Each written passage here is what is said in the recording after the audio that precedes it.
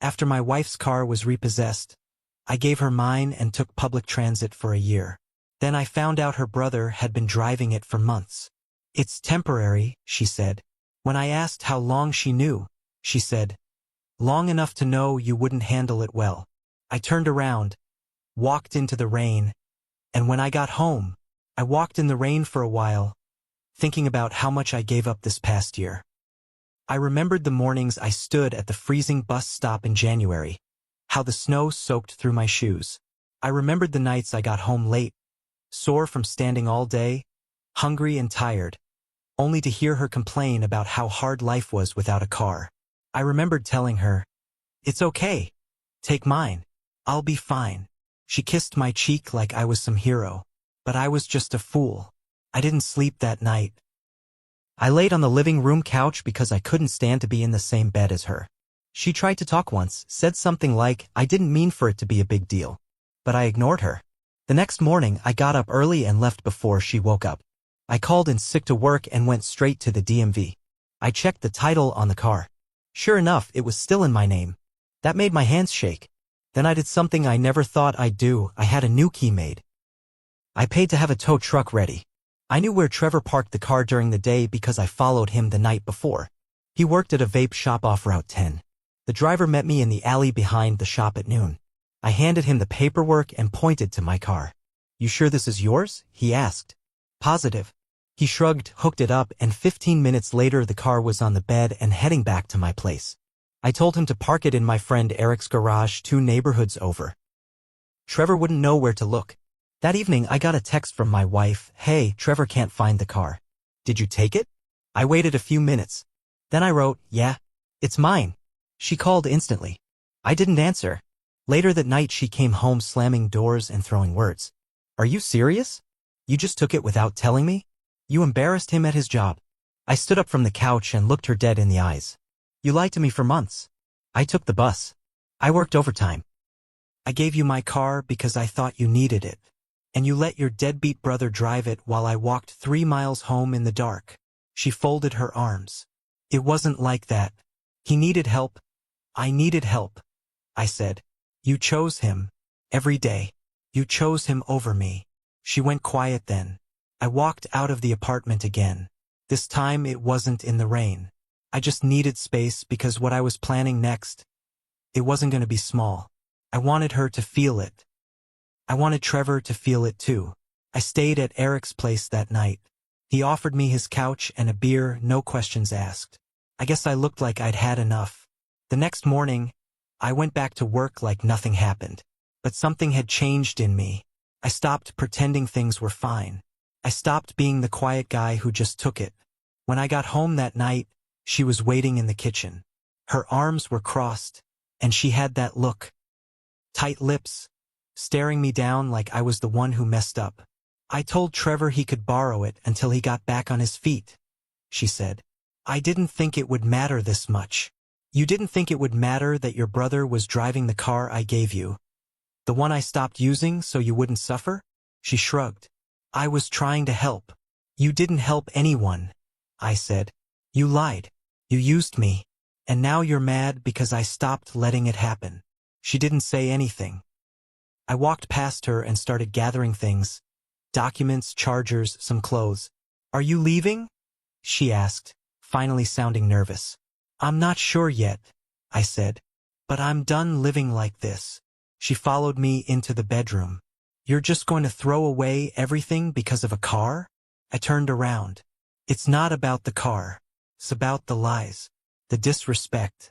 The fact that you didn't even ask me before giving away something that wasn't yours to give. That's when it happened." She slipped. Maybe she was tired. Maybe she thought she could win the argument by going lower. She said, "Well, it's not like you were even using it." My mouth went dry. "Say that again. You weren't using it. What's the big deal?" I laughed once. Just once. That kind of laugh that comes out when you're about to break. "You're unbelievable." She tried to backpedal. "I didn't mean it like that." But she did. A few days later, Eric helped me install a GPS tracker under the car. I didn't tell my wife. I just needed to know where it went, who was in it, what was happening when I wasn't there. What I found made my stomach turn. One afternoon, the GPS pinged in an area I didn't recognize across town in a strip of older condos. I took a rideshare and got there in 20 minutes. The car was parked outside Unit 304. I waited, and then I saw her, my wife, coming out of the front door, smiling, laughing, with Trevor.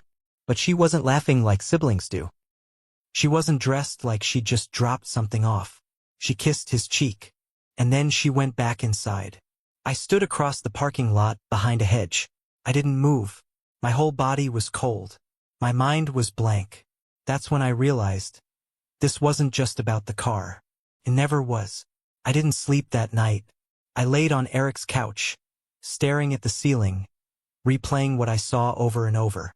Every laugh, every touch, every second she stood next to him. I kept trying to make it make sense. Maybe it wasn't what it looked like. Maybe it was just a weird moment. But the way she touched him, that wasn't how family touches each other. By morning, I wasn't confused anymore. I was done making excuses for her. I didn't say anything to her right away. I played it cool for a few days. Let her think I was still upset about the car. Nothing more. She tried to smooth things over, cooked dinner, asked how work was, gave me space but acted sweet when she wanted to. I didn't respond much. I just watched her, studied her. I knew something was off now and I wasn't letting it go. I pulled phone records. She forgot I still paid the bill. There were over 300 texts to Trevor's number in the past 2 months. Most were during the day. Some were late at night after I went to bed. She told me she was reading or watching TV. I believed her. Like a damn idiot. One of the messages stuck out. A short one, you know he'll find out eventually. Sent at 11:08 p.m. 3 weeks ago. I took screenshots, sent them to myself. Then I called a private investigator. Eric told me I was going too far. Just leave her, man, he said. This stuff will eat you alive. No, I told him. I need proof. I need the truth. Then I'll decide what I'm gonna do. A week later I had pictures, clear as day. My wife and Trevor, checking into a cheap motel outside of town. Twice in 3 days. Arms around each other. Her head on his shoulder. Holding hands in the parking lot. When I saw the envelope I sat alone for a long time. This was real. It wasn't just betrayal, it was sick. Her own brother. But it didn't end there. I confronted her with the photos. At first, she denied everything. Screamed. Threw the envelope across the room. Told me I was disgusting for spying on her. You have no idea what's really going on, she shouted. Then explain it, I said. Explain the hotel. Explain the texts. Explain the kiss I saw. She looked like she was about to break down, but instead she smiled. That same smug little smile from the first night. You're not going to do anything, she said. You don't have the guts. You need me. You always have. That's when it clicked. She really thought she had me trapped. That's when I knew what had to happen next. I didn't yell. I didn't argue. I just looked at her, turned around, and left. That night, I made the final plan. I had already moved most of my important papers and things over to Eric's. I didn't tell her. I wanted her to think I was still spinning, still stuck. I let her believe she was in control. But I wasn't stuck. I was quiet. And I was done. The next day, I went to the bank. Pulled half from our joint savings. Legally mine. The other half? I left it right where it was. I wanted her to feel it when that account slowly drained month by month and she had no clue why she couldn't catch up on rent. Then I made one more stop, my lawyer's office. I laid it all out. The texts. The tracker logs. The photos. The receipts. I wasn't just divorcing her. I was pressing for marital fraud and depending on how deep this thing went, maybe something worse. See, Trevor wasn't just her brother. He wasn't her brother at all. Not legally. Not biologically. Turns out they were step-siblings. Met when they were teens. No blood relation. That wasn't the sickest part. The sickest part was that they'd been on and off for years before she met me. She married me because, in her words, yeah, I heard it later, he wasn't stable. She needed someone who could carry the weight while Trevor figured his life out. That someone was me. I confronted her one last time before I left for good. I waited until she got home from her waitress job. She looked tired and for a second I saw the version of her I used to love. But it was gone just as fast. I handed her the folder. What's this? She asked. My last gift to you. She opened it. Saw the photos again. The bank statements. The legal papers.